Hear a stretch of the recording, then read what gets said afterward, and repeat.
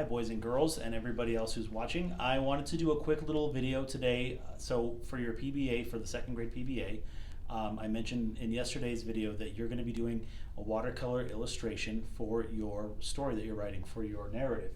So Ms. Labarge and I thought it would be a cool idea to give you guys a little bit of tips and tricks about watercolor. Some of you probably have never used it before, and this will be a fun little way to introduce it to you because you get to keep your watercolors, and all summer long you can kind of experiment and have fun with them. So before we get to the lesson, I kind of want to explain everything that you see out here. When I like to do watercolor, I kind of have some of these things with me all the time. So the first thing is paper, and if you're a second grader and you're watching this, you got 2 pieces of paper just like this sent home with you. If you didn't, if you're not a second grader and you're watching this just for fun, you can pick up watercolor paper at Walmart or online, and there are different kinds of papers with different textures. That's for another video another time. If you notice, today we're going to do a little bit of practice on a tree, and let me know if that's... Yeah, perfect. And so I went on ahead with a pencil, just a regular pencil, not a pen. Some pens, inks bleed with water, so you want to make sure you use pencil. And I very lightly sketched the shape of my horizon, my tree, and kind of where I want the bushes. And the rest of it is going to be done with the watercolor, and I'll explain that as we go. I have a little dish full of just clear water. At home I also use, personally I use little glass jelly jars, anything that that's kind of tiny and can hold water. Then Mrs. Frosto, by the way, we're in Mrs. Frosto's room, so big thank you to Mrs. Frosto for letting me use her room. She gave me a little lid from a little lunch container. Now at home I use a butter bowl lid, and one of the things I've done at home is, and if you're a second grader, if you want to use a butter bowl lid for this, have a parent help you. I take steel wool and I scrub it on the butter bowl lid, and that makes it really rough and it holds your watercolor paints in there. When I dip my paints, I don't mix my colors in my tray because then that turns the whole color, whatever color you're mixing, and after a while they just get really muddy. I mix my colors on the lid, and if your lid has the little bit of steel wool scratches on it, it holds the paint and it keeps it from traveling all over your tray. So that's just a little tip. You'll see me use that. Another thing that I use whenever I paint, especially for watercolor or even acrylics, I water down acrylics sometimes really thin in a wash or a glaze. So this paper towel will help you when you dip your water. If you have too much paint on your brush or a little bit too much water, you can kind of take some of it off and then go with put it on your painting. The reason that that's important is if you are working with watercolor and your paper is already wet, and we'll talk about that in a second. If you're working with wet on wet, if you have a big glob of wet paint in here, as soon as you touch that paper, it's going to bleed out all over the place. If your paper is dry and you have too much paint, you're just going to get a blob. If you want a really fine line, you have to take some of the excess water out, and if it's on dry paper, you can get a much finer line. And I'm going to do an example of that, and I'll use this paper too. So before we do our tree, I want to give you an example of what I mean by wet on wet and wet on dry. So with the first paper here, I'm going to take, I brought an extra brush, and actually I think I'm going to, Ms. Frosto, do you mind if I borrow? Okay, so it's okay if you don't have a big brush like this at home. You can actually, I know some watercolor artists that actually turn on the tap and soak their paper before they paint, and then they let it dry for just a second just to get some of the moisture out, and they'll wipe off some of the excess, and that's when they start their background. If you are watching, I'm going to borrow, go ahead and leave the camera there. I'm going to borrow Mrs. Frosto's background for a second. If you are using wet on wet to do a background like this, you can let it dry and then go back in with a wet paintbrush on the dry paper and do sharp details. I like to use a hairdryer. When I do watercolor, if I don't want to wait for it to dry on its own, a lot of times I'll staple this to a piece of plywood or something, and then I blow dry it and let the paper get tight, and then when it's dry I can go back in and paint on my background. So right now this paper is a little bit moist, so I'm going to leave it right there so I don't mess it up. So let's talk about wet on wet. With wet on wet, I'm going to get my brush wet, and it doesn't matter how drippy it is because we want lots of water. And I'm only going to, before I do this, let me fold my paper in half so that you can see. This side we will do wet on wet. So I'm going to go ahead and soak my paper with some water. on this side. Okay, and I want to make sure that I get all that water into the fibers of the paper. And if it's watercolor paper, it's not going to wrinkle up on you too bad. All paper does it though, and once it dries it gets a little better, but watercolor paper is a special paper that helps you not have your paper curl up so bad when you get it wet. So if you can see on the camera, this side is dry and this side is nice and wet. Now we're going to go ahead and take our paintbrush, we're going to get water on it, we're going to pick a nice color. So if we're going to do something like a sunset, you can get a little bit of yellow. So what I'm going to do is I'm going to take some water, I'm going to put it in this little pocket here, and I'm going to swirl it around. And if your paint looks too thick, you can always come and wipe some of it off. And what's cool about watercolor is when I wipe this paint on here, when I'm at home and I'm using these trays, if I mix a color that I like, you can let it dry, and then later you can come back with another drop of water and make it wet again and use it again. So I'm going to leave that right there. We've got our yellow on our brush. Now, when you have paint sucked up inside your brush, that's called charging your brush. So this is a charged brush. It has the yellow paint right inside. If I touch this wet paint onto the wet paper, you can see that it gives me kind of a faint yellow line. It might be hard to see, but we're going to add another color in a second, so be patient. And it might be a little hard for the camera to see, but what's happening is this wet water is bleeding into the wet paper, and it's giving me this kind of really pretty color, but it doesn't have a definite edge. I can come back in and get some of that paint out of my brush. I can come right back in with more just regular water, and I can pull it out. So I'm going to use this big brush again. I can pull out some of this color. Now if you look, that got really faded. If I want to come back in and add more yellow back to it, I sure can. And one of my favorite things to do is, if you're doing a sunset, I like to put lots of colors on top of each other. So here's a little tip about watercolor. Watercolor is a lot like a stained glass window. If you have a piece of yellow glass and a piece of blue glass and you stack them on top of each other, when the sun shines through it, it's going to look green. Watercolor works kind of the same way. So what we have to do is we have to decide what color we're going to put in here. And we also have to think a little bit about the color wheel, because if you look directly across the color wheel from yellow, you get purple. And if you use a color that's directly across, or a complement, they neutralize, and that means it turns brown, kind of a grayish brown. So if I was going to do a sunset and I want to use purple, I probably don't want to put my purple on top of the yellow because that'll look brown. I want to put it next to the yellow. So let's do a little bit of purple. Okay, get some water in there. Now remember, I don't want to come over this yellow part here. I'm going to bring my purple down right below it, and I'm going to pull it this way. Oh, almost put it in the blue. Got to be careful. Okay. Now I can come back in and drag this out just a little bit to soften the edges, and pretty soon it's going to start to look like a really pretty little yellow and purple sunset. So we'll come back in with some color here. Now it might be a little hard to see on the camera because it's a little bit of a subtle blend, but it starts with a purple and it kind of blends into this really pretty yellow. Looks like the sun's going down. What I'm going to do on the dry side is we're going to take the same two colors. I'm going to take a brush, and I'm going to use this one because it doesn't have any paint in it, it's not charged. And I'm going to dip it in the paint and drag it across, just like I did with the wet. But I want you to see what happens. I want you to see the difference. So if we start with the yellow, okay, my brush is charged. I'm going to drag it right across the top. This one has a really defined edge, almost like a marker. It almost looks like somebody took a marker and just drug it right across there. The paper's not wet, so the liquid water it has nowhere to bleed out to. It stays nice and sharp and crisp. Now if I clean off my brush, okay, if I take and do purple now, remember we came over here and we did that nice little purple line, we're going to do the same thing down here. And that is what happens when you do wet on dry.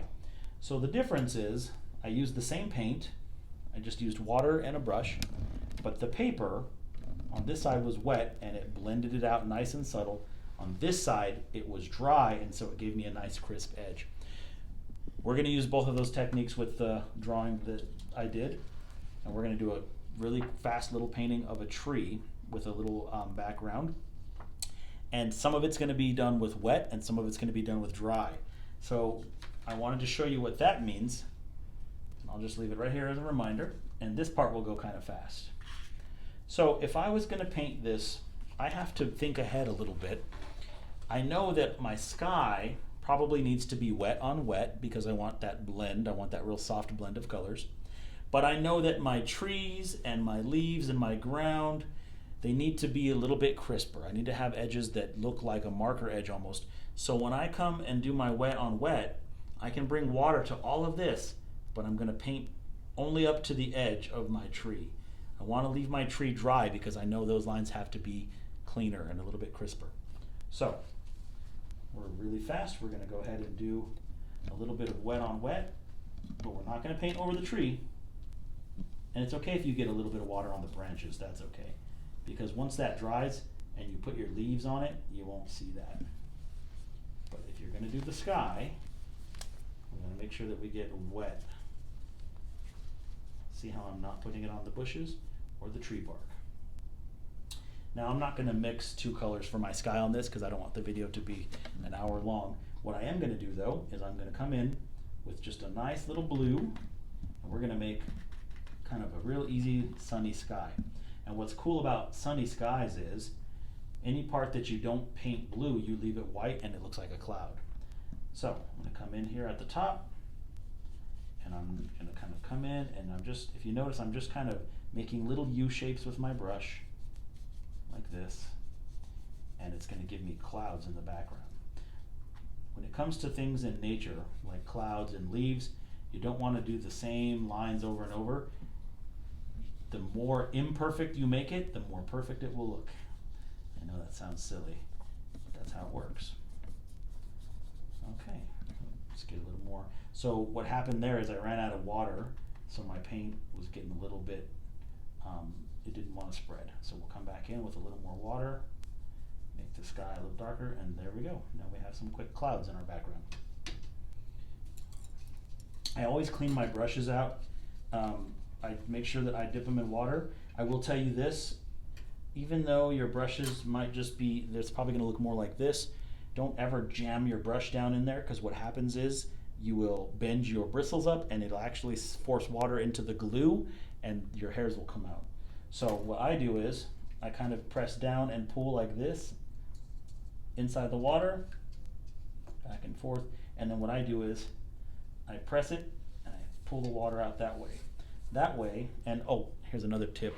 If you have a brush that has a point like this, if you're ever gonna buy a paintbrush, this is a way to tell if it's a good brush too. You dip it in the water and then you flick it, and if it comes to a point, like that one did right there, then you know you have a good brush.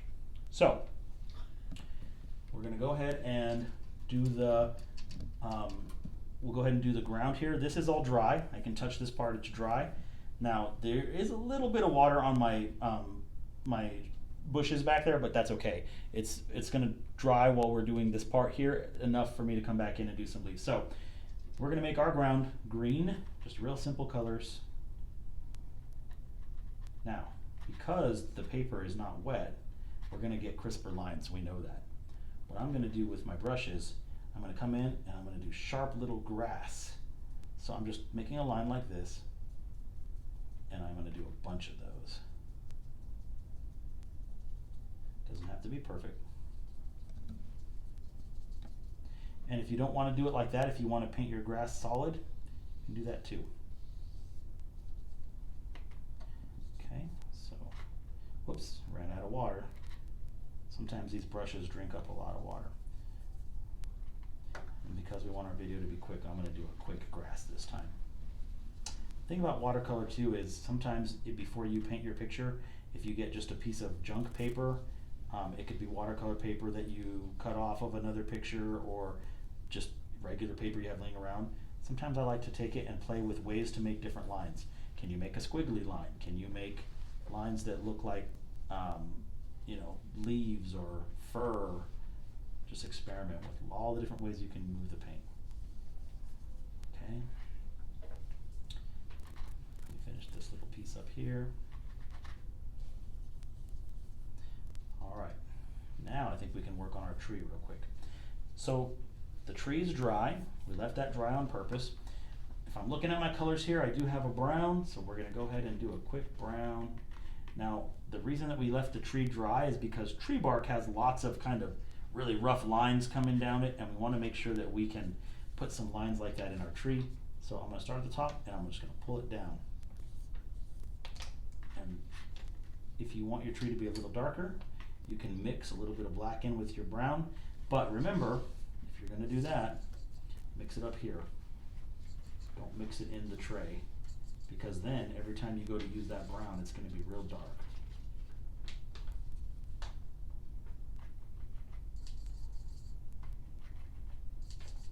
Okay, that's gonna give me a little bit of a darker color, so I could come in and give it kind of a shadow.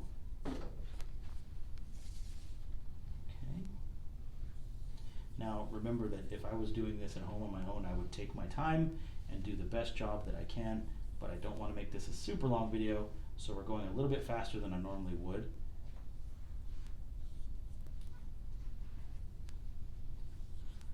Okay. Bring in some more of this black for some shadow on this side of the tree. And then in between the roots, there's a little bit of shadow there. Okay. Now, because I didn't wait for this to dry, some of this is bleeding out, but you know what? It's kind of cool. It kind of looks like leaves. I'm going to leave it in there. Another thing about watercolor that's kind of fun is that if you're working really light, like I am right now, watercolor it's more fugitive, and what that means, fugitive means that it fades easy. So if you make a really big goof, you can probably put a nice clean brush with a glob of water on it, and you can lighten it up enough that once it dries, you can paint right over it. Other painting, that doesn't work as easy. So now we've got our tree and we've got our ground. We've got some bushes in the back there. I don't think I want to make my bushes green because we already did green. Just for something that's a little bit fun and different, let's do some red. Maybe these are like, maybe they're not bushes, maybe they're maple leaves in the back there.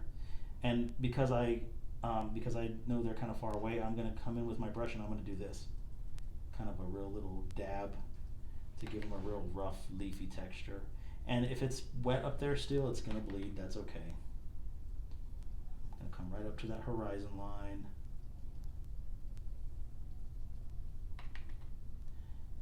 Remember, if your red and your green mix, because if your green's too wet, it will turn brown. Green and red makes brown because they're neutralizing. They're opposites on the color wheel.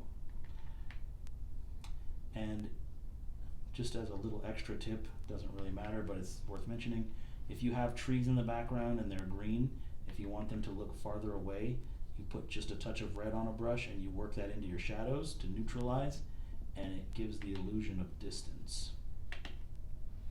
So we're doing full-on red trees, so it's not going to be quite the same thing. Now, the one thing that's missing from this picture is I want to put some leaves on my tree. We're going to make it look like a nice, bright, sunny day. Come back in with my green. And this time, just to give it a different color, I'm going to mix a little purple into it and give me kind of a purplish green. And I'm going to do the same dabbing motion I did with my little trees down there, and I'm going to come in. Now, don't connect all of them to the branch, because there's going to be a lot of little branches in there that you don't really get to see. And so it's more realistic if you come in and let some of those dance right off the branch there, just like that. Okay. I'm going to make sure that bring some over here, and you can cross over the branch in some areas, go behind the branch sometimes. Leaves go all over the place. There's no pattern for that. You can even bring a couple in front of the tree if you want. Do a couple like that. Okay. When this dries, if you want to go back in with another color and you want to add more texture or more grass, or you want to put birds or animals. If you're a second grader, you're going to be working with a story that has animals in it. You can do all of those things. The two things to remember is, if you want a nice blended, pretty blended line, you want to do your wet paint on wet paper. If you want a nice crisp line like a marker, you want to make sure that your paper is dry.